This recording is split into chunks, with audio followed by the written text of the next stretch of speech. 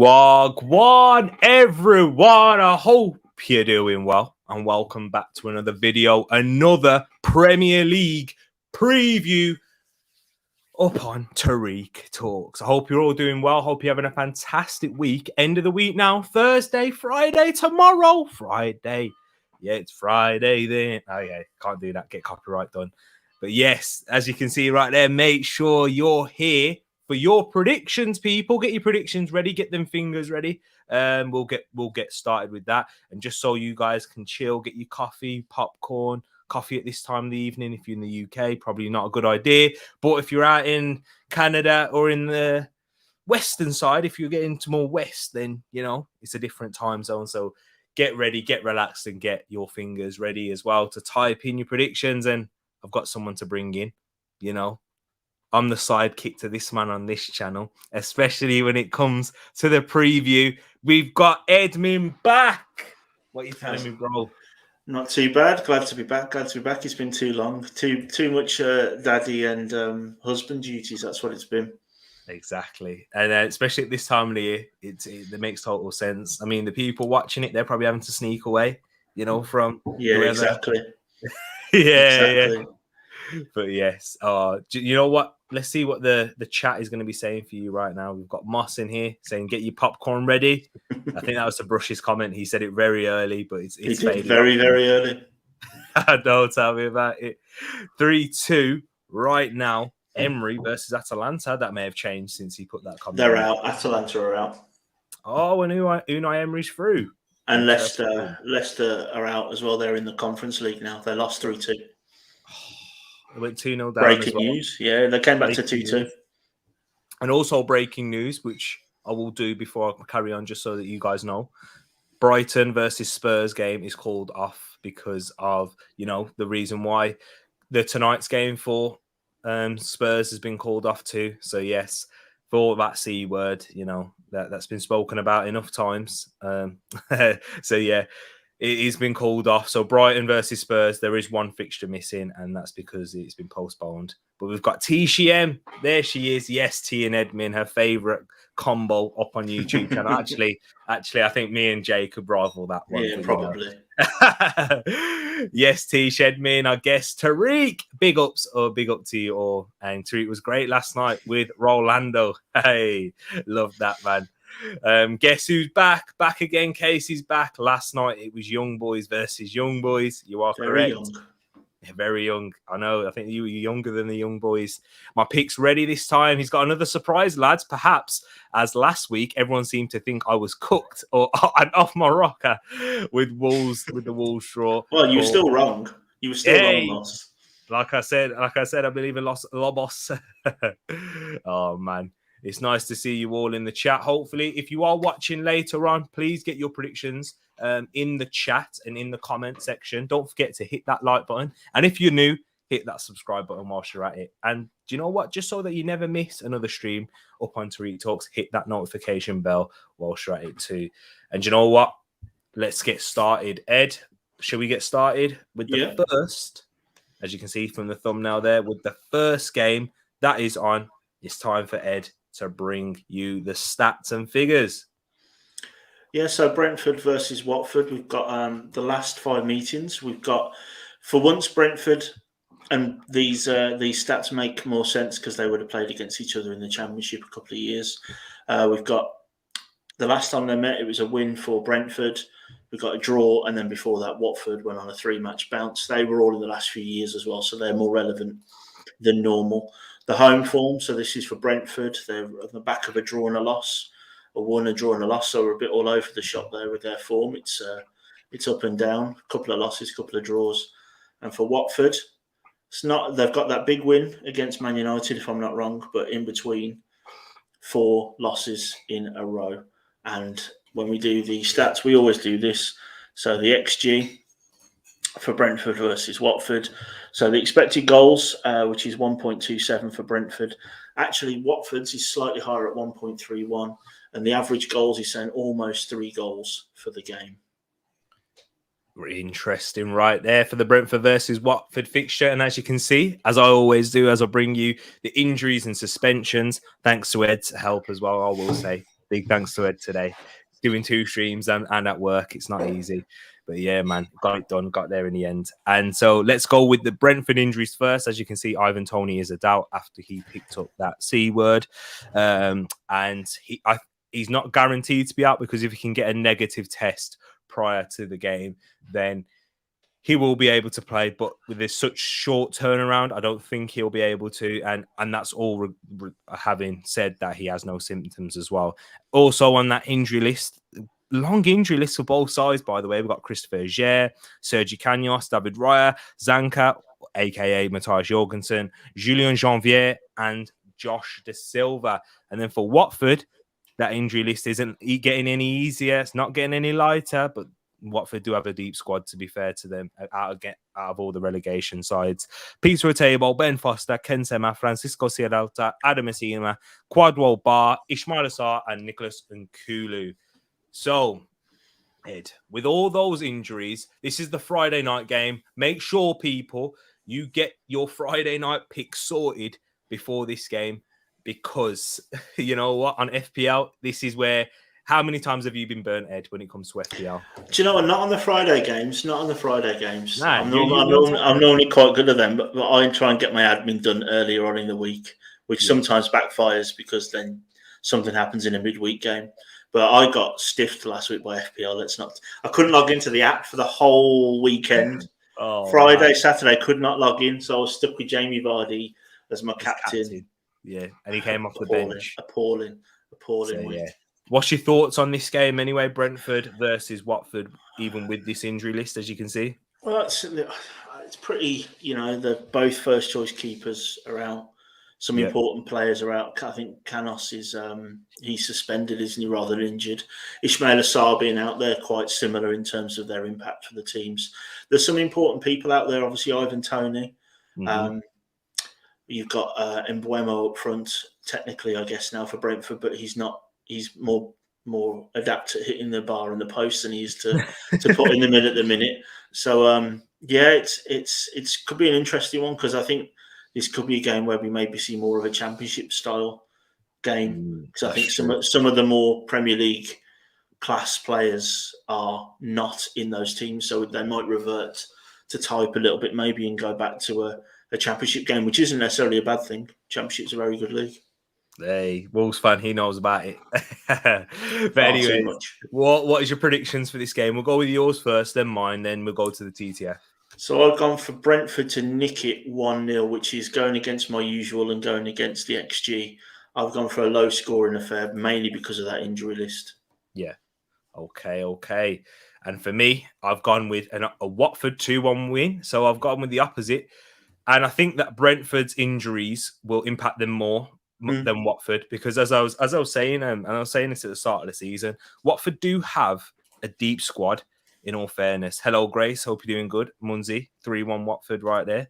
And then 3-1 Brentford from Josh. Big up yourself, Josh. Big game for you, this one. Relegation candidates. But I just think that injury list for Watford doesn't impact their squad more.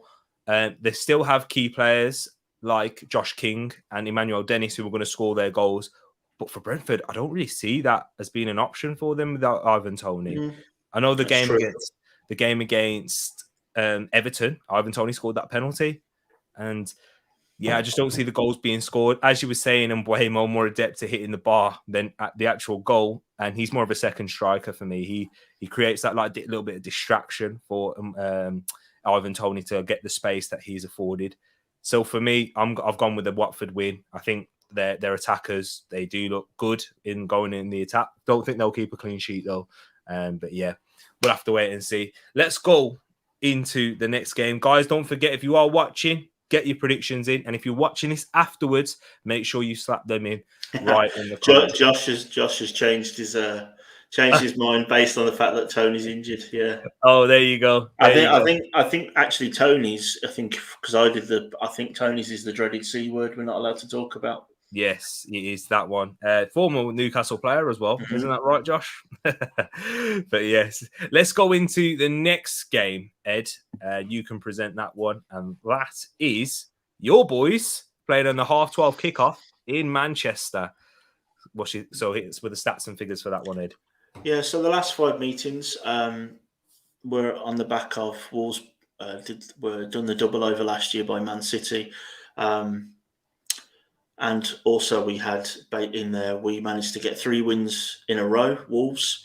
3 losses for Man City. That was doing the double over them a couple of seasons ago with the Adama Traore games. And Everton getting sent off but one of those, because on Tereak Talks we go deep diving on this, one of those losses for Man City was actually in the Shanghai Cup, well before the pandemic, when we won that cup on penalties. So the home form, so Man City are obviously coming on the back of a loss and 4 wins. This is before the Champions League games. I will let everyone know that I did this before the Champions League European games. And for Wolves, we are up and down on the back of a few draws, a couple of losses and 1 win in there as well. And the XG, Wolves actually have the worst XG of this weekend. We're expected to score 0.84, and if you do watch us play, we aren't creating any chances, let alone good ones. So I think that's quite generous. Whereas Man City, of course, score basically from inside 10 yards wherever possible. Theirs is at 2.39, and the average goals for this is 2.36, which the XG is probably pointing at you at a 2-0 Man City win going on the stats. 2-0 Man City win. That's what the XG and the stats are going for. But is that what you're going to be going for? Because when we look at the injuries and suspensions, it's not looking good. It's not looking favourable on your side either. Let's talk about you first, being as we've touched on that, because Ryan Ait-Nouri, who came off, but he had a fantastic game against Liverpool. He did. He was tremendous. This might be the coming of Ryan Ait-Nouri, I think, and having a player. He came in with a lot of potential, a lot of hype. Well, not too much hype if you're talking about it from a European factor, but from Wolves, looking at his age and how he broke through the Angers team, and he was quite highly rated. If you're a Football Manager fan, you'll know about Ryan Ait-Nouri. But now he's out and he's a doubt. That's a shame. Hopefully he can get back soon. Hopefully he can play this game and show his quality once again. Connor Cody, a doubt. What's your thoughts on that one, Ed? It's big. It's big in terms of his leadership, obviously. I think the biggest issue we've got is if you know Wolves at all, you can see we've got Ryan Ait-Nouri, Marcel and Johnny Otto. They're all of our left-backs. So I don't know who's going to play left-back if Ryan Ait-Nouri isn't going to make it. Connor Cody's going to be a miss. But the Man City attack has everyone quaking in their boots, barring maybe Liverpool and Chelsea. But Connor Cody's very liable to the ball over the top being too much for him, and they're angled balls to the wingers or the wing backs bombing on has always been an issue for him. So if he's playing even with a niggle or a knock, that might make him a little bit off the pace even more. So it's a big concern. There's all of those players apart from Pedro Neto are defensive. Yeah. So any team that is without 2, 4, 6 of their first choice defenders against Man City, I'm not expecting very much from this game. It's a very good point. It's a very good one. And then when you see Manchester City's injury list with 2 doubts really in Foden and Nathan Ake, and Ferran Torres being the only guaranteed absentee, I think Phil Foden won't be fit enough for this game. He picked up another injury in midweek. He's already just come back off an injury, made his first appearance since that injury against Watford. I don't think he'll play. Nathan Ake probably wouldn't play if he was fully fit anyway. I think this is where Manchester City pick up the pace in their title charge, and they comfortably beat Wolves. Let's have a look at the TTS predictions first before we go into ours. So we've got G Staffy herself. As much as I love Wolves, I'm gonna have to go with a 2-0 Man City win. Sorry, Ed. No, that's fair. Josh has gone the same. He's gone against your boys, and he goes no goals again. That's a big point there, Josh. We aren't creating goal scoring opportunities, let alone scoring them. You're spot on there. Yeah, you are. And then we've got Moss in here as well. He's putting the Brentford. He's on the phones. Don't worry, Moss. If you're not able to catch it now, and this is the same for anyone else, pop them in the comments below. Do not mind. It will add up. Ed will be cracking it. I'm all over it. Don't worry. He is all over it. Trust me. He's better than me when it comes to these. So, yes, let's go into our predictions now. And our predictions for this game. I've gone with a 4-0 win. I've gone with a 4-0 win myself for Manchester City. I don't know, man. I think this is where they probably will turn on the style. And with the injuries at the back for Ed, I think you made that a good point, and that's why I went for a 4-0 win. And what's your reasoning for 3-0? Is it similar? Yeah, my reason for 3-0 is because I couldn't really put 5-0 down, which is what I genuinely thought it was going to be. Really? I don't see us. We've got Kilman at the back, who's having a great season. We've got a potentially injured Cody, and then we're going to have Saiss at the left centre back. We're very, very slow, very, very slow at the back. So I think Moss has popped on here that I would snap your hand off for scoring a goal. I'd love Raul to get a goal, keep him chipping away. I don't see much coming out of this game. Wow, there you go. And I don't like this. We've got two people that say sorry to Ed when they go against you. That never happens for me. That's because I support Wolves and I don't have Wolves fan TV doesn't exist. Oh yeah, so true. That doesn't get everyone mad. Yeah, that's a good point. He gets our own fan base mad. Don't worry about that at times. But you know what? Let's go into the next game. And Ed, you'll be presenting that one. And we're speaking about Arsenal. It is Arsenal versus Southampton. Hit us away with the stats and figures for that one. So Arsenal versus Southampton. So the last 5 meetings between these two teams, we've got 2 wins for Arsenal, 2 draws, and a loss last season. So Southampton picked up a win. The home form, the last time I was on, which was a couple of weeks ago, Arsenal's form was a lot better than what it is right now. On the back of 2 losses, a couple of wins and a loss in the middle. And the away form, so this is Southampton, on the back of 2 draws, 2 losses and a win. So, the form for both of these teams doesn't look great, coming on the back of a couple of losses and a couple of draws. And for the XG, here we've got Arsenal just under 2, so 1.9 goals expected. Southampton is 1.17. But the average goal stats, and the interesting thing about the average goal stats is it doesn't just go on the XG, it also goes on how the teams are playing. So there's a little bit more subjectivity in that stat, believe it or not.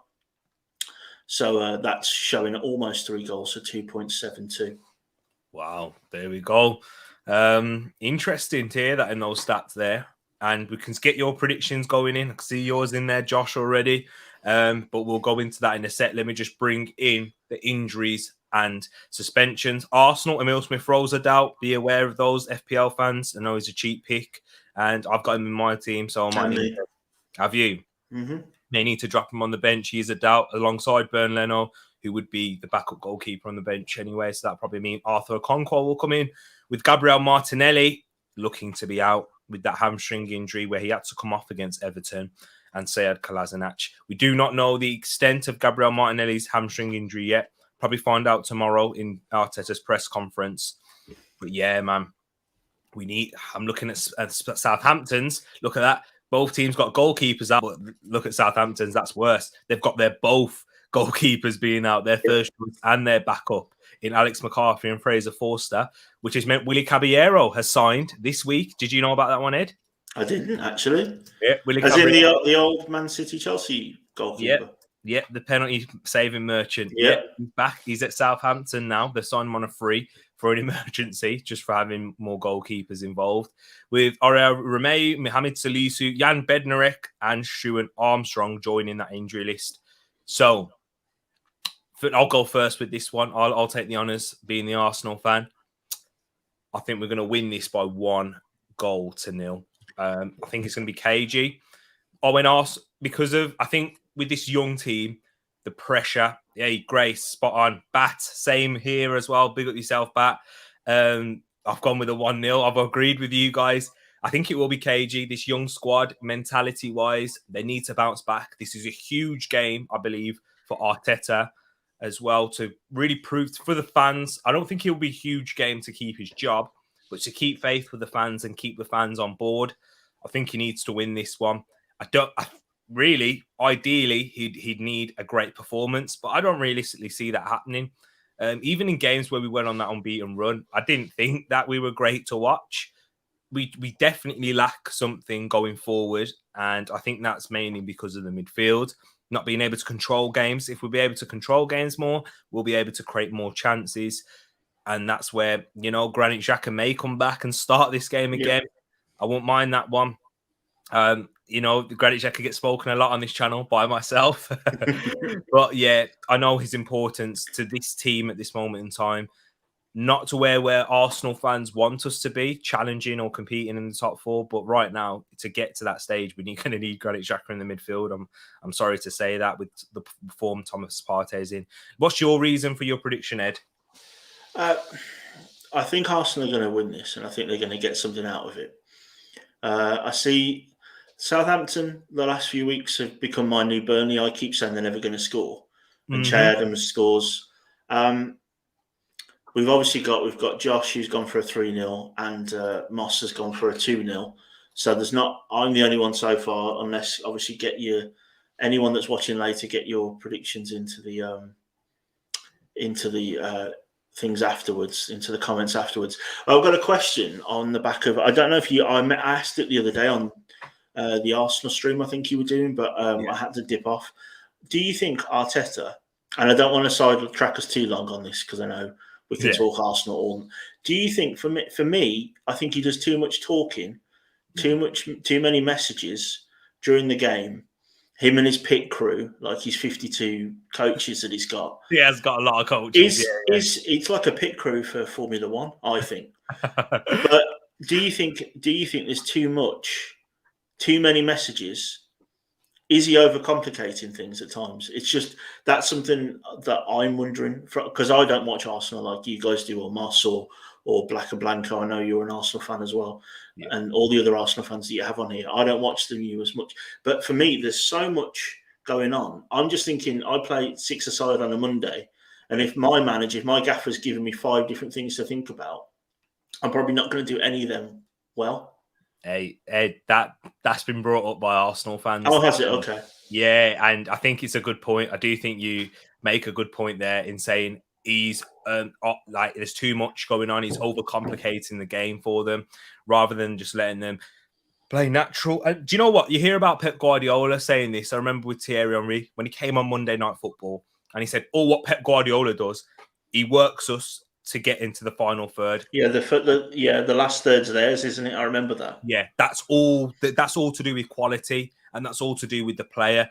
I'm not too sure if that's the case at Arsenal, because it does look at times, it looks at times very predictable and very one-sided. Like that left side, that's Kieran Tierney to the left, byline cross. I know it got us the goal against Everton, but it does look very constructed and too constructed at that. And the reason I say that is because football is about creativity at the end of the day. And that's where the goals are scored, through creativity.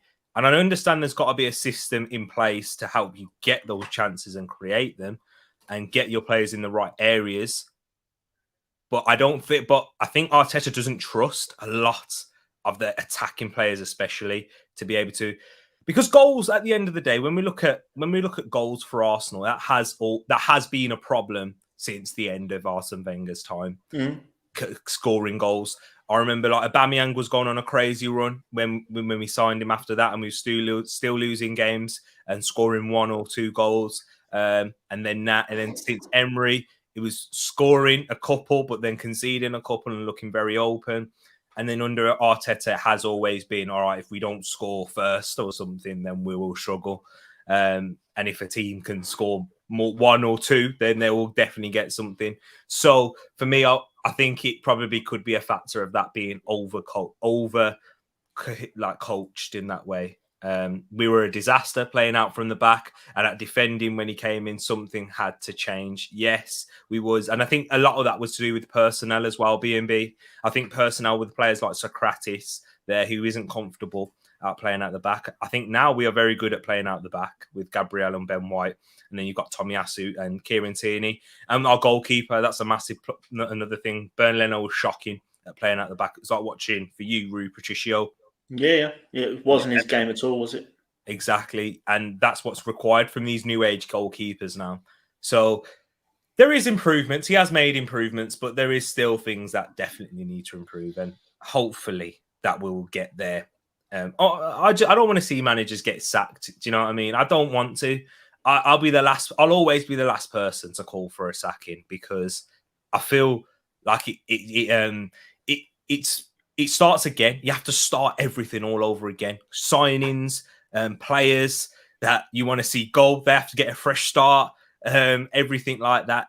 Players that are out of favour that you don't think are good enough, they get a fresh start. And yeah, man, it will take longer as well to get for where we get to. But who knows? Whatever will be, will be.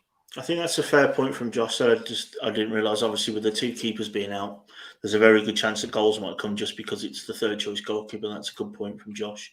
And just Moss, I think Moss has asked me about 3 times. I'm definitely older than 2021. Definitely older. Definitely. I'm well into my 30s, Moss. Well into my 30s. Oh man. Yeah. Yeah, if it's 2021, that means you'd be younger than me. But fair enough, man. But yeah, let's go into the next game, which is Chelsea versus Leeds. Grace, I can see that you put that in there. It's your team we're talking about. Yes, thank you for putting that in. Ed mentioned it earlier that Leicester are out. So yeah, we can talk about your team now. And Ed, take us away. And you're going to give Chelsea fans like Grace some confidence going into this one after being in poor run of form? Yeah, is it a poor run of form for Chelsea? Their last 5 meetings between these two teams. Now, these two teams also, strangely, and I don't quite know, they're actually, the fans are quite big rivals, despite the fact that I think that stems back from the 70s, bizarrely. But in the last 5 meetings, we've got Chelsea are unbeaten, 3 wins and 2 draws, sorry. The form for Chelsea is definitely indifferent compared to how they've been recently. So they've got a loss, a win, a draw, and 2 wins. And again, this is before any European competitions this week. The away form, so obviously Leeds seem like they're the new Brighton. They're drawing a lot. 3 draws, a win and a loss. That first draw was against my mighty Wolves, sadly, when they nicked it at the last minute. And the XG has Chelsea at 2.05, so just over 2 goals.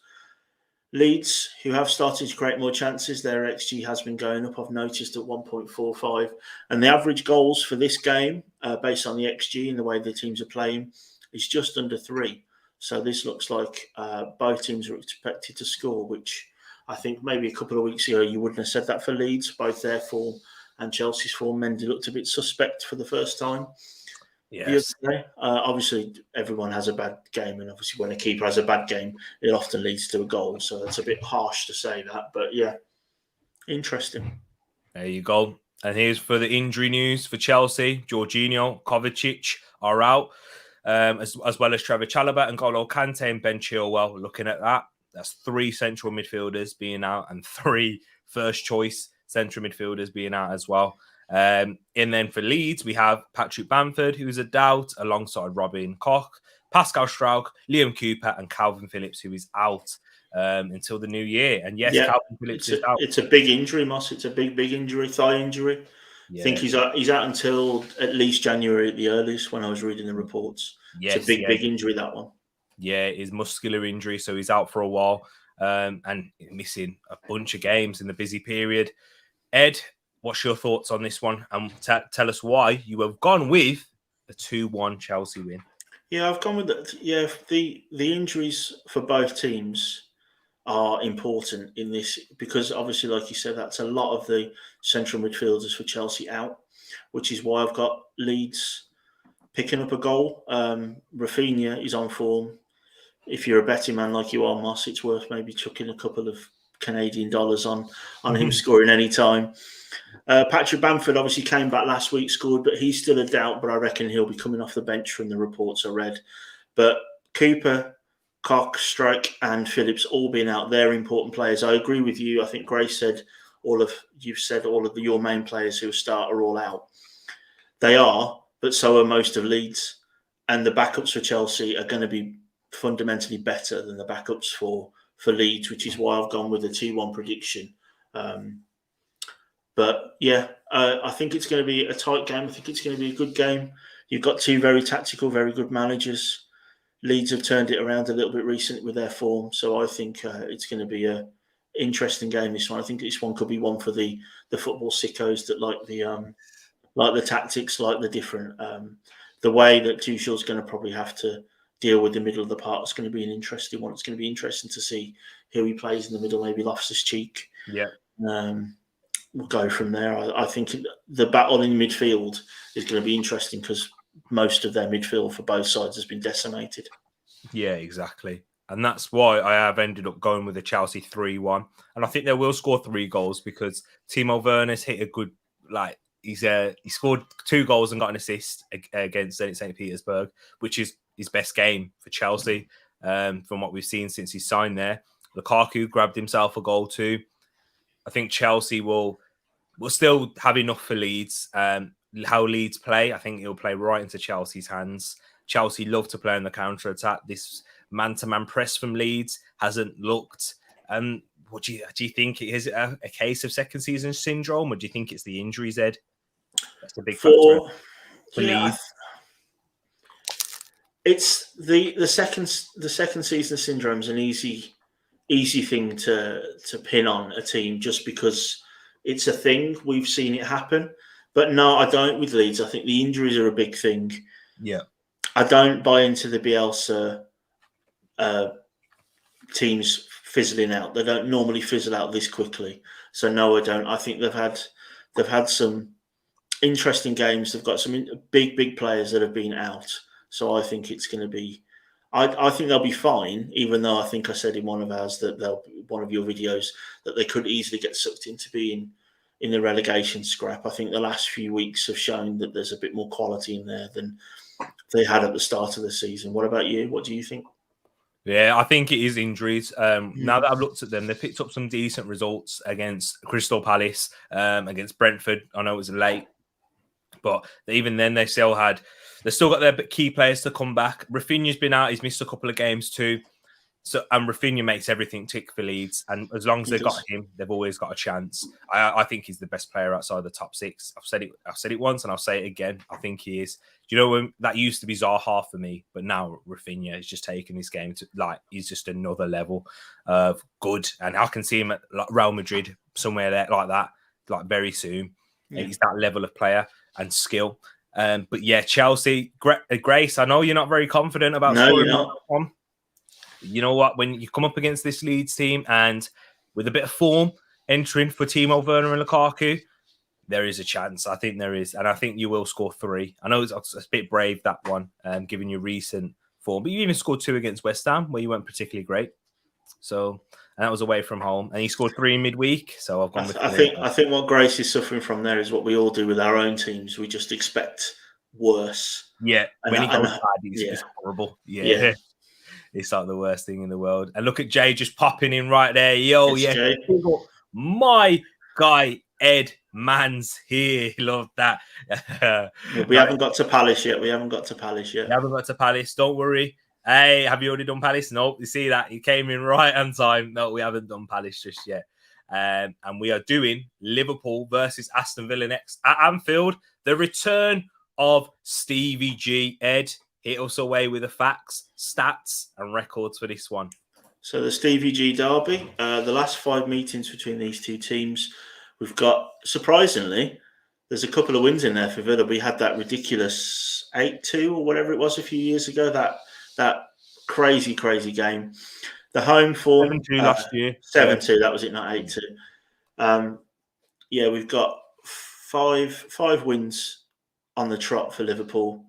Can't really get any better than that. I think it goes back even further than that, actually. Villa's form has definitely picked up since Stevie G's taken over the helm with 3 wins and 2 losses.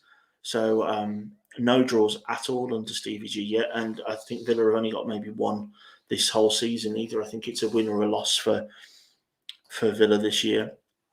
And the XG, I think, are rather low, 2.35 for Liverpool, which I think has taken a big hit on Wolves' rearguard action last week, where we were battered, but they didn't really have any clear-cut chances bar that Jota astounding miss. So I think that has affected their XG. For Villa, it's 1.16, and the average goals for this game going perfectly with the XG with 3 goals. So the XG is predicting 2-1, and the average goals in the game is predicting 3 goals. So the stats are saying 2-1 Liverpool.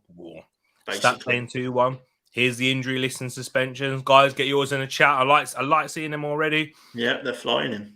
They're flying in now. And if you have missed them, the ones before, go check it back. Go check it back and just chuck them in the comment section below after this video. That'll be greatly appreciated. So, Roberto Firmino, Curtis Jones, and Harvey Elliott are the ones who remain out for Liverpool. And for Villa, Danny Ings is 50-50, touch and goal, whether he'll play for this game, whether he'll return for this one. But Matt Targett is also a doubt, and the confirmed absentees for this game, the confirmed ones, is Bertrand Traore, Trezeguet, and Leon Bailey. Sorry, I said that like he was Mexican then. But yes. So, Ed, in predictions that we've gone for, I've gone for a 2-0 win for Liverpool. I think they will keep a clean sheet. I think Gerrard will make it difficult for Liverpool to come. I still think Aston Villa got some decent players with the likes of John McGinn in the midfield. He'll cause Liverpool some problems and he'll get them set up defensively, but I think Liverpool will just be able to break them down. I don't think they'll be as free-flowing as they were before the Liverpool game, though. But tell me a bit about your prediction, Ed, then we'll go into yours in the chat. You know, sometimes when you make a prediction and in your head you've planned out how you think the game's going to be, for me, I see this one being sort of Liverpool are 3-0 up, quite comfortable, and then Villa nick one, maybe with an Ollie Watkins or John McGinn kind of goal on the break towards the end. That's where I'm going with it. But yeah, I just think Liverpool had an off game last week against Wolves. Wolves played well. We defended very well. Ray and Aït-Nouri did keep Mo Salah quiet. It wasn't just Mo Salah had a bad game. Aït-Nouri did play well. I just don't see that happening 2 weeks on the trot. And I just think Villa, the Gerrard thing is a thing, but are the players going to care? I don't think they are. No. I think they're removed from the Gerrard era. And I think Klopp's very good at acknowledging the history of the club, but not kowtowing to it, not bowing down to it. Yeah. So I think he won't. I don't. The Stevie G factor might only come in with the fans. Yeah, definitely with the fans and maybe Stevie G himself. Yeah. I think it'll be difficult for him because a Liverpool lad, Scouser. But he's going to try and be professional about it, but he's never had to face this before, so it'll be a surreal experience for him. But I don't think it will make too much outcome in terms of the players and the pitch, just for the fans and returning and when he leaves. That's probably what it will be. There's some interesting takes in the TTF. We've got Moss going with a 1-1, as well as Bat going for a 0-0 here. Yeah. So we're getting some draws in. It's going to be interesting because we've got 3 wins for Liverpool from Jay and Josh and Grace earlier, but then we've got people coming in with some hot takes with the draws. I know. Personally, I'd love that because anything that makes sort of the title race interesting, I'm all up for. When you support a team that are in the middle, you want the relegation scrap to be interesting to watch in the top of the table as well. So why not? Might give Arsenal a chance to bounce back and compete. What are you laughing for? Anyways, 3. I think this is a controversial one. 5-0 Liverpool in a way. I don't think Steven Gerrard will allow that. Yeah, Josh. Why, Josh? If you're still on, what's you thinking? If you can put it in the quickly into the chat. But 5-0's Salah 3. I wish you could see into the future, Josh, because I'd triple captain Salah right now. If that was the case, the guaranteed points, I'd love that. Yeah, we'll have to look at Josh's previous record, his track record of predictions. But guys, keep sending them in. Yeah, that's good. It's good. Keep it coming. Love it, man. I love it. And I love the controversial ones as well. For the next game, we'll go into probably, maybe a bit more straightforward. But with what Josh just regards that game, he's just brought up and he said, Villa seems to have a shocker once a season. Okay, that's fair enough. I thought maybe losing to Arsenal might have been that, but we'll go into the next one now, and that is Norwich versus Manchester United at Carrow Road. Is it one-sided, Ed? Hit us with the stats and figures. Let us know about this one here in the TTF. So Norwich versus Man United. So this form for the last 5 meetings is always with the home team first. So Norwich are on the back of 4 losses to Man United in a row, with 1 win, which I think from my research was in a cup game, but don't quote me on that. I can't remember. It was a good few days ago now. So the home form for Norwich is much better than it was the last time I was on a couple of weeks ago. They're on the back of only losing 1 out of the last 5 with a couple of draws and a couple of wins. And Man United, again, this is without the Robbie Savage draw that they picked up, the young boys against young boys, as Casey said earlier. So in the last 5 games, they've won 3, drawn 1 and lost 1. So you can see here, similar to the Villa form, definitely an upturn since Ollie left. And Carrick and Ralph have come in. The XG, it's always upsetting when Norwich have a better XG than my team. And they have an XG of 1.1. And Man United is 1.41. But again, slightly different. The average goals, expecting a bit more out of this. I think that's because of the form of the two teams and their previous meetings, and obviously how well Man United have looked in comparison to previous in the season of 2.72. And I think Tereak's going to take you through the injuries. Yes, we have right here. We've got injuries for Norwich. Rashica, Brandon Williams is out because he's facing his parent club. Matthias Norman, he remains out alongside Christoph Zimmerman and Sam Byron. And for Manchester United, Cavani is a doubt now, which is positive news. A striker that seems like he'd suit Ralph Rangnick's direct style of play. And pressing game. So maybe we'll see a Cavani play in this game, maybe get a cameo off the bench. I doubt we'll see him start because he's been out for a while for a player that's quite injury prone. But on the out list, we have Rafael Varane, Anthony Martial, and Aaron Wan-Bissaka, who seemed to pick up an injury at the end of the game against Young Boys. He may be out. He may be out. He may not be, though, but we'll have to wait and see. And Paul Pogba remains out until the new year. So, predictions. This is where it gets interesting, guys. Let's go through yours first. Let's go through the TTF first. So, we've got Jay, 3-0 United. Josh, 2-1 Manchester United. We've got Mark, 3-1 United. Everyone's backing United here. Bat says a comfortable 2-0 win, GGMU. And BNB, I love this one. He's gone with a 2-1 Norwich just because it couldn't happen to a nicer club. I agree with you there. Do I think that's going to happen? But before I say, do I? If there's any pens for Man United, it'll be interesting because Krull is a 6 penny saver. True. I think there was the last time they played, it was 4-0, wasn't it? And I think they scored their penalty, Man United did. But yeah, correct me if I'm wrong, United fans. But Ed, before I give my prediction and my reason for why I went with a 3-1 Man United win, I wanted to go with a draw, guys. I wanted to, but I'm not brave. I need to catch up, and you'll see why. Why have you gone with a 2-0 win? Because of exactly what Bat said here. That's exactly my take on this. I see this being a 2-0 comfortable. Man United seem like they have a plan. They seem like they know what they're doing. Norwich's turning form is good, but I still think, and if we go back to the if you go back to the injuries, I think there's some important. Rashica, Norman, the midfield's taking a big hit there. Brandon Williams' form has been looking good. Obviously, he can't play because he's a Man United player. So I just think there's too many important players out for Norwich for them to keep this turn going. But also, I think this could be more than 2-0. But I'm going for I think Krull will have a great game. I think picking up a little bit on what Josh has said, I see this as a game where a player, a goalkeeper from the lesser team, so to speak, has a great game. Watch him let one through his legs now. But this is that's how I'm envisaging this game. I think it's going to be quite comfortable.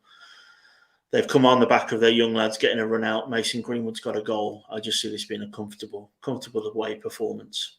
Yeah, comfortable. I've gone with the same. I do think Norwich will grab a goal, though. Man United's press and the way they play, it's going to have teething problems. I don't think it'll be too bad against Norwich, though, in all fairness. So we'll have to wait. I think they'll score enough. Norwich's defence, I do not rate Tim Krull, unfortunately. Josh, as a great top penalty saver, I want him in my team as in a penalty shootout, but I don't want him from the rest of the 90 or 120 minutes because he's just not good. So yeah, I've gone with a 3-1 Manchester United win. And yeah, I know, Moss, you wanted to go with the same as me as a draw, but we got to catch up. And you know what? You'll see. We'll see who's at the top. We'll see who's doing. Last time it was Ed. Is Ed still there with TTF? Have you done something? We'll have to wait and see. chicken out of matches. Arsenal didn't get that luxury. We had to play, and a snow postponement. Yay! I thought about that. He's on about Spurs. I thought about that, but I'll probably be a bit salty. Ed, does Donny start? He's got to, hasn't he? I think he's getting his chance. I'd start him personally. I don't know. I don't know. He had a mixed game against Young Boys from listening to what some United fans are saying. He had, for some, he was like up there to be man of the match, but then he also committed the mistake for the Young Boys goal. And then some people are saying, yeah, he had the ball, but he didn't really do nothing with it. And it's one of them ones. It depends on how much Ralph likes Scotty. I mean, Scotty, yeah. I mean, I sound like Ollie then, Scott McTominay. So yeah. Do you not think for Donny van der Beek? Do you not think it's strange how a player can be so polarizing and barely ever play? This is a bizarre thing that maybe only teams like Man United, Arsenal, Liverpool could generate. Because if this was Richie's team, if this was Palace, like, with all due respect, like, he wouldn't care if it was a Wolves player. No one would really care if one of our central midfielders is or isn't being picked. But Will Hughes. But that's the thing, I didn't know about it. That's what I mean. It's such a bizarre setup. I find this like he's either being bigged up or not bigged up because he's not playing. It's a strange setup. Exactly. There you go. Look at that. Look what B&B is saying there. You can tell these are proper Arsenal fans joining in. Yes, they are.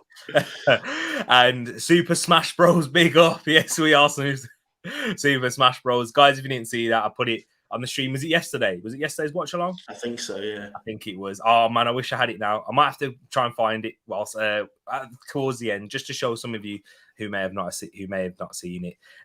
Great creative work from Santi. But let's go into the next game, the Claret and Blue derby. The manager. What else? What other derby could this be, Ed? The most grizzled manager derby. Yeah, exactly. It also away with the stats and figures for this one, Ed. So for Burnley West Ham, we've got the last 5 meetings. So West Ham did the double over Burnley last season. But the 3 games before, Burnley picked up. The home form, so this is Burnley's form. They're on the back of a loss and 3 draws and a win. And one of those draws was against my Wolves team in the worst game of the week on Amazon. Away form, so this is the form for West Ham. I think they're playing as we speak right now. I don't know how they're doing, but I'm sure Moss will tell us. They're a bit up and down with their form, so we've got a win, a draw, and a loss, and a win and a loss. So they really are up and down with 2 wins, 2 losses, and a draw. And going with my favourite, going with the numbers, going with the stats for Burnley West Ham. The XG for the home team, which is Burnley, is 1.55, which for me is high, but I always say Burnley aren't going to score, and they always prove me wrong. The actual XG is showing Burnley are the favourites, bizarrely. With the sorry, no, it's not. It's very close, is what I mean. So it's 1.7 for West Ham, and the average goals is 2.69. So we're looking at quite a stat heavy, potentially a score draw, is what the XG and the stats are saying. There you go, score draw. Sorry, I'm just laughing. I've just seen what Brush has put in the chat. I feel like this barbershop visit should be in a vlog when it finally happens. Tomorrow. And then we got Moss saying there, don't go barber tea, grow the throw. Guys, I'm sorry, man, it's got to go. But let's get back to the football. Al Claretto, as I'm about to say Will then, Rich has said, Al Claretto, that's what the derby is. That's what we're going to call it. The Al Claretto derby, with Phil Barsley being out, it was alongside Ben Mee, Dale Stevens, Maxwell Cornet, the revelation, the French revelation for Burnley, with Ashley Barnes being out also. And for West Ham, Aaron Cresswell is a doubt, with Benjamin Johnson, Kurt Zuma definitely being out alongside his centre-back partner, Angelo Ogbonna, with backup right back Ryan Fredericks being out also. Does that make any even impact? Has that impacted your decision to go with a 1-0 win for West Ham? No, because I think I'm sticking on brand and always going against Burnley. You've not even ready to score. No, and yeah, the only time I suggested they would score was against Wolves, and it was I think I went 1-1 and it was 0-0, so I should have stuck to it there. But No, I've gone with West Ham eking out a 1-0 win. They're quite impressive. They're quite impressive at the minute, West Ham, for me. I think they're going to do so. I just don't think Burnley are going to do very well this season, and I say it every week. And they're in the bottom three, but every week I seem to be wrong. So I don't know what's going on. Am I wrong, or is it just it always seems that way? For Josh, I'd love to. He's gone through some big scores all I was weekend. literally about to say that. Like Josh, I'm looking forward to match of the day. If you're right, Josh. Yeah, Josh. So many goals. Exactly. I know, man. Just goals galore. Even in a El Clareto derby. But I went with a Burnley win, you know. I don't know why. I didn't really notice that Maxwell Cornet was out until I did that then. He's out until January. I think it's a big one. Yeah, he has picked up a few muscular injuries in his time already. When he's played, he's looked very good. I don't know, man. I think West Ham, away from home, they'll meet their physical match in Burnley. However, I'm kind of changed my mind, but I'm not. I'm going to stick with it because I've seen Ben Mee, no Cornet out, and that's made put a bit of doubt in my head. Ben Mee, obviously the skipper, the captain. He does very well in that Burnley system. Whether you think he'll do well elsewhere, let me know in the chat, guys. Do you think he would? Alongside James Tarkowski, do they just suit that Sean Dyche low block? Maxwell Cornet has been a revelation, as I said, scoring wonderful goals, looking like their eccentric player. And Dwight McNeil hasn't really been reaching the form that he has been previously. I'm going against my 2-1, but I'm going to stick with it. I'm going with a 2-1. Let's be out there. I need to catch up on Ed. Hopefully he's wrong. But so for the next game, we're talking about your boys watching Newcastle get their first win against Burnley. What was that? Sorry, it's gone off. Sorry, I'll put it That's back. right. And Hammers last week, alas, to be high scoring. And speaking of your boys, the Toon Army away to Leicester, who have just been knocked out of the Europa League. Ed, talk to me about the stats and figures, then I'll talk about that long injury list we can see right there. Yeah. Even though I did the injury list, I didn't realise it was that long. So we're into the Leicester-Newcastle game now. So the last 5 meetings, it was an important win, I think, towards the end of last season that Newcastle picked up. I'm going to guess it was one of the games Joe Willett scored in. But that is on the back of 4 wins on the trot for Leicester against Newcastle. So the home form, so this is Leicester's form. They're on the back of a loss. They also lost tonight against Napoli in quite a heartbreaking game, which isn't part of this. I think they were 2-0 down, came back to 2-2, but then lost to Napoli. And they're in the Vauxhall European Conference League or whatever it is that Spurs are in. So their home form is a loss, a draw, 2 wins and a loss. And I think that last loss there was the one to Arsenal.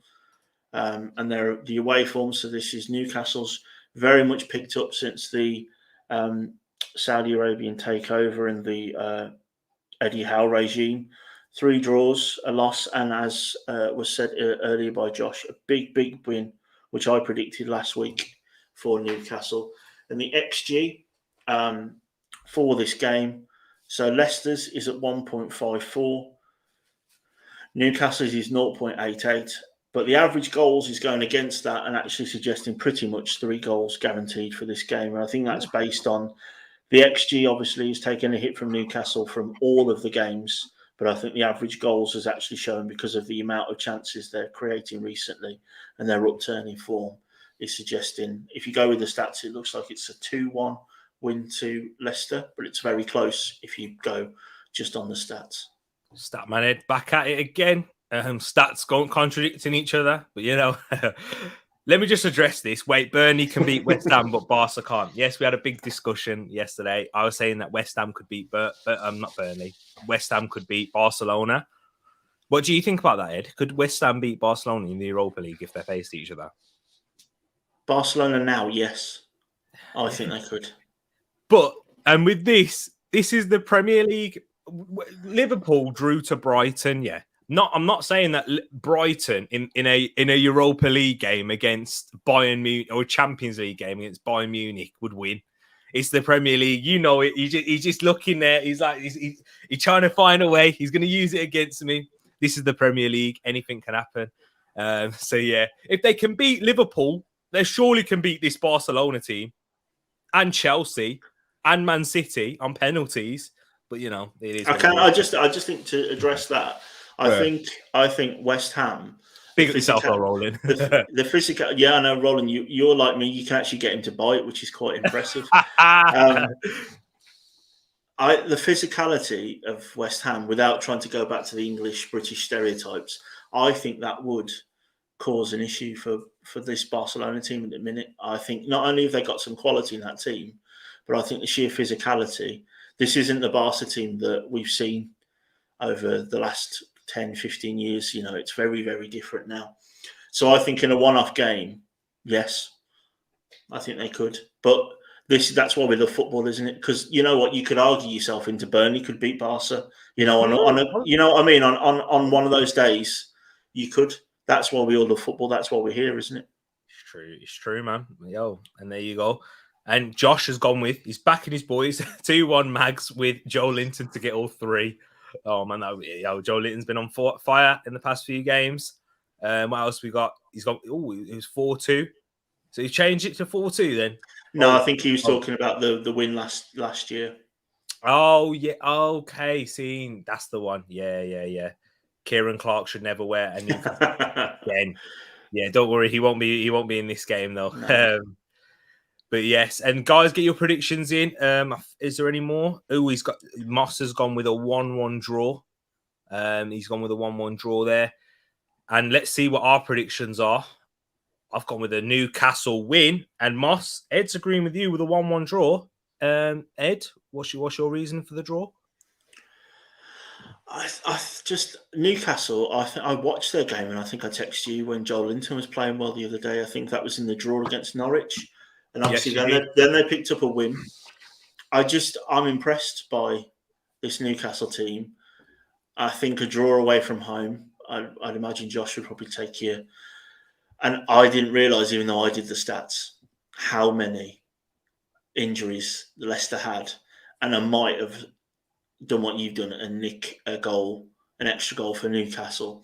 But also, as I keep saying, I don't rate Brendan Rodgers, and any time I can see Brendan Rodgers being, but maybe outcoached, I think this could be one of the games. Yeah, but I just think the Leicester quality potentially at home. That's why I've gone for a 1-1. I've sort of sat on the fence when realistically what I'm feeling is I could see Newcastle nicking it. There you go. Just like B&B said as well, can see a draw. Aye, Newcastle nicking it for me. Yes, lad. Yes, they are. Yes, you will. I think you'll do it. Leicester's defence is a shambles this season. And Eddie Howe's got you guys actually doing something going forward. Just look at that. Look at that injury list, exactly. Wesley Fofana, Ricardo Pereira, Yannick Vestergaard, Jose Perez, Ademola Lookman, Kelechi Iheanacho, Daniel Marte, Vontae Daly Campbell, Philip Benkovic, and James Justin. I couldn't even say that all in one breath. That's how bad it was. Then you got Kieran Clark, Ryan Fraser, and Paul Dummett being out for Drawcastle United. So I don't think you'll draw. Brendan, the great pretender. B&B, you know it. Me and Ed, we share similar views, don't we, Ed? I'm sure. Definitely. Brendan Rodgers. Yeah. Fraud. Probably a bit harsh, but yeah, I don't think he's anywhere near as good. And he's had great sides to manage. Not Liverpool, but he got the best out of them in terms of what he could do. And he didn't take them any further. I don't think he overachieved with Liverpool, that Liverpool side. And I don't think he did anything special with Celtic in a one-team league at the time. No. And I don't think he's actually done anything special with Leicester. When we look at the quality of players that they have, they have players that could walk into the top three. Liverpool. The thing is, for me, I think it's how many times have we seen a Rodgers team fall away at the end when it's important? And that's the opposite to what good managers do. You can start slow. You got Brush in here, Man United, 90s. How many slow starts did Ferguson have? So many slow starts, but it didn't matter because you always knew that he was going to pull it all back in. And that's the thing. That's the thing for me. I think Rodgers is good. He's a fast starter, but he's like one of those Olympic runners in the 800 meters that goes out in front for a bit and is top of the world for that first lap. And then you won't see him. He'll be back in 6th, 7th at the end of the race. That's what it is for me. And he's saying Leicester need Maguire. If I say it enough, maybe it'll happen. And Moss is in agreement with us too. And hey, Jose, please come home. Will he be home for Christmas, though? That's the question. I don't think so. But yes, we've had that one. We also had Fergie time, Ed. Yeah, you'd start slow in games, but then you'd add added time and, Mike Riley as your referee, Invincibles. So, yeah, didn't allow us to go to 50. But let's go into, it is the final game. It is, isn't it? It is. Crystal Palace boys, Crystal Palace eagle-eyed fans. They are playing Everton. Ed, hit them with the stats, records, and figures, and everything that you can throw at them for this one. Yeah, so there's no visuals for this one, guys. We ran out of banners. So you're going to have to listen up, so tune your ears in. So Palace versus Everton. So the last 5 meetings is a draw fest, 3 draws and 2 losses. So Palace have lost 2 and drawn 3 in this game. In this fixture, the form, Palace has dropped off a cliff a little bit, and forgive me, Jay, if you're still here watching. No offence meant. You've got 3 losses on the trot with a draw and a win in that. Yeah, exactly. And for Everton, we obviously have the big win. We all saw T's dejected, broken-hearted face against the Damari Gray goal the other day. So they're on the back of a win, but 3 losses and a draw. So in fact, in the last 5 games, these 2 teams have got exactly the same record, but in a slightly different run. The XG is almost exactly similar again. So for Palace, it's 1.3, and Everton's is 1.35. Thing is with XG, things like that Damari Gray goal actually lowers your XG because it's not expected to go in. So I think that's an interesting way to look at XGs. Remember, sometimes a worldie doesn't actually prove that you're creating the chances that XG. Exactly. If you believe in XG, brings up. And the average goals for this game is 2.43, so they're expecting a couple of goals in this game. And again, going on the XG, it's screaming a 1-1. Oh, Ed, have you gone with XG? You usually do side with it. You do, and that's why you're doing well. But let's go into the injuries and suspensions. So far, the news hasn't broken out because this is the last game on Sunday. You'll probably get confirmed news going into probably Saturday night about James McArthur, Joachim Anderson, and Nathan Ferguson, or if there's anyone else to add to that injury list. Let me know in the comments below after the video or live whenever you're watching it. Dominic Calvert-Lewin is out alongside Salomon Rondon, Yerry Mina, Luca Dean, and Tom Davis. So let's see what you guys have got in the chat first. Bat was talking about United. A lot of United fans wanted Rodgers. Hope they get Poch next summer. Oh, I don't know, man. I hope they don't. But yes, Josh has gone with a 2-1 Palace. Rafa to get sacked, as well as Jay. So, the TTF and Moss are all going 2-1 to Palace. But as Bat says, I agree with you. And I think this is going to be a tough game for Palace to bounce back in with a resurgent Everton team. Yes, they still don't have their key players like DCL, Luca Dean there. And Yerry Mina, who came in but had to come out because he re-aggravated that injury. So we'll have to wait and see. Yaya Toure used to make a mockery of XG. Yes, he did. Zaha and Benteke and Richarlison for Everton. Interesting one right there.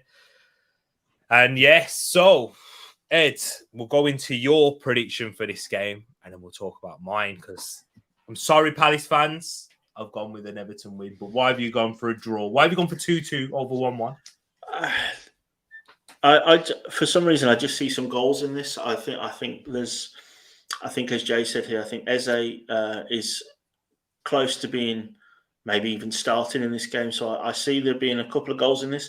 I don't particularly rate Everton's defence, which is why I've gone for them letting in a couple of goals. And I just think the Palace form has dipped off a little bit. I think Everton will get something out of that last-minute win against Arsenal on Monday, whenever it was. So I see this being a high-scoring draw is where I was going with it. If I had to pick one team, I was close to picking Palace, but just those last 3 games with 3 losses, and with the Everton, if you can call one game a resurgence, but they did look like a good a bit more of a coherent team against Arsenal from what I saw. And just to touch on, I think Moss quickly, because I did read it earlier on today on a couple of different websites.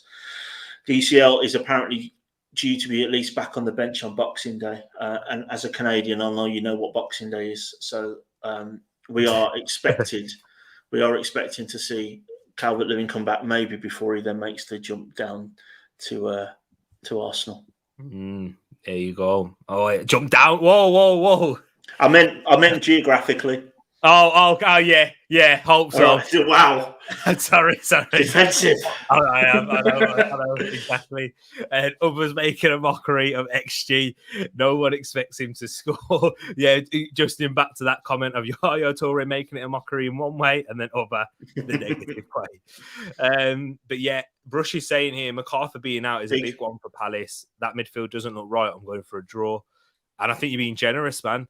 And Jay, you got to back your boys. I mean, at least I didn't go 9-0 Everton, like how you do when whoever Arsenal playing. But yeah, I've gone with a 2-1 Everton win. I think they will bounce back. I think they've just got that little bit of confidence going. Richarlison, he's back, he's ready. And when Richarlison goes and scores a goal, he usually goes on a run. Richarlison does. He's a very streaky player, streaky goal scorer, FPL. Keep your eye out for Richarlison. Cheeky one there. Differential. Ed, you're gonna make that. I know you like your differentials and Josh Townsend as your captain. Yeah, let's not talk FPL. I'm still hurting from last week. Casey has overtaken me. I'm like 80 behind you now from one game week. One game week's cost me so much.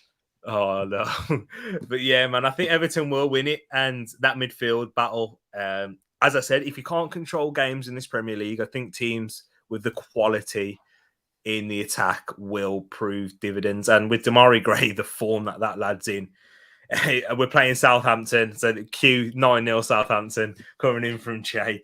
But yeah, I think they will have it in the end. Damari Gray will play a part and Richarlison to win it. That's what I'm going to go for.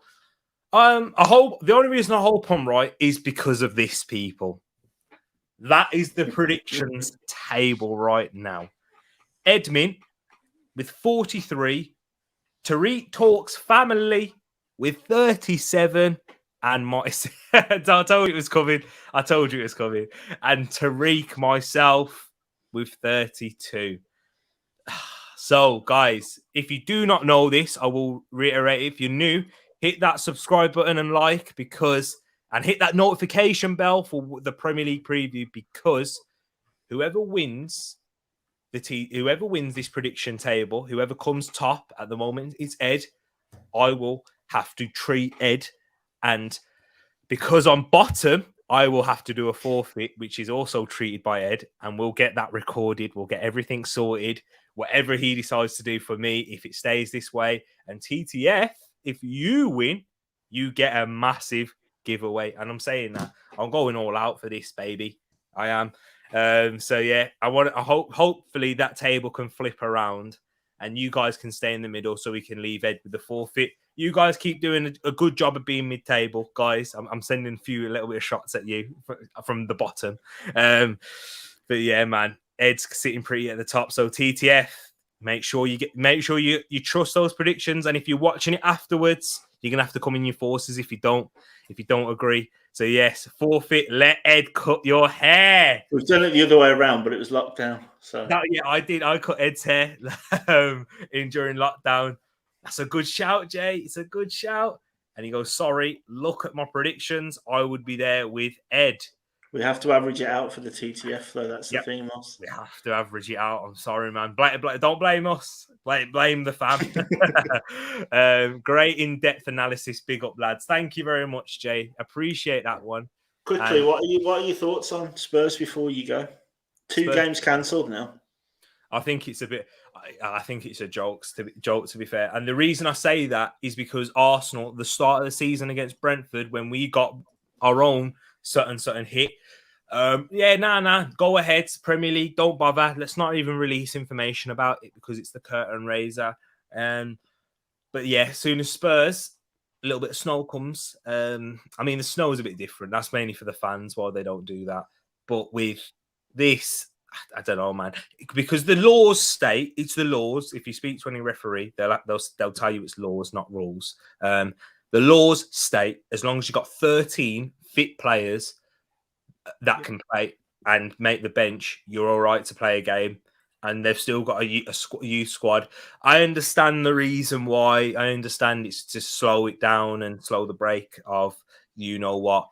But yeah, man, I'm not feeling it. What's your thoughts on it, Ed? Have you got anything in particular that you want to say about Well, I thought the Burnley game was a joke. I didn't think that should be called off at all. And I get it; it's difficult with the fact that there's 13 people have been affected by it and 9 players or whatever it is. But for me, it's a squad game. Exactly. And I don't see it. I don't see why it should be called off. One team have been affected. If it was both teams, maybe, then yes. Yeah. Because then you are going to play an under-23s game, and that's not fair.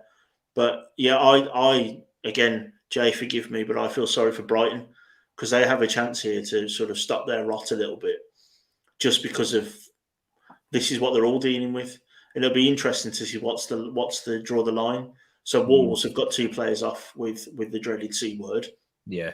Can we not say one of them's Daniel Podence, very important player? Can we not go, one of our best players is got it?